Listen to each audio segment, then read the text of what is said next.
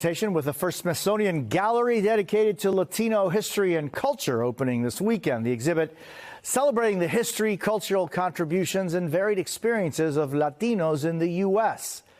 Joining us with more, NBC anchor and host of Top Story on News Now, Tom Llamas. Tom. Jose, great to be with you. There is a new and ambitious museum project underway. It's been a fight to get to this point, and it's just the beginning because the people behind it say they will have to raise hundreds of millions of dollars, and they need the buy-in of the Latino community. But once it's complete, and those behind this project say they won't stop until the doors open, generations of Americans will have a museum where the story of the American Latino comes to life. You're looking at a first-of-its-kind exhibit at the Smithsonian. Not just artifacts. This is an initial victory in a long battle to build a museum celebrating the American Latino. From the cultural contributions of salsa music, to the Mexican-American heroes of the workers' rights movement, to the vivid risks so many took to come to America. You look at this and you think, how could somebody cross an ocean in this?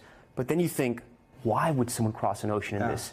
It's these pieces, they make you stop and just think. This object really speaks not just to the Cuban American story, but also to just immigration stories around the world. And the struggle for Latinos continues, even with this museum. What does the financial situation look like right now? It's a little daunting when you take on a task like this, but it's exciting because the opportunities are there. Cuban-American Jorge Zamanillo is leading the efforts after Congress allocated funding. They still need to raise $500 million, find a prime D.C. location, and acquire artifacts spanning more than a century. Do you see any kind of symbolism in trying to get this museum off the ground and sort of the Latino experience in America, essentially coming here, wanting something so bad, starting with nothing? I do, and that's one of the reasons I took this job. I felt like it was a calling. That same calling inspiring artists like Veronica Castillo, known for her Tree of Life pieces, all handcrafted from her studio in San Antonio. Lo que yo quiero que la gente cuando lo vea y diga, por fin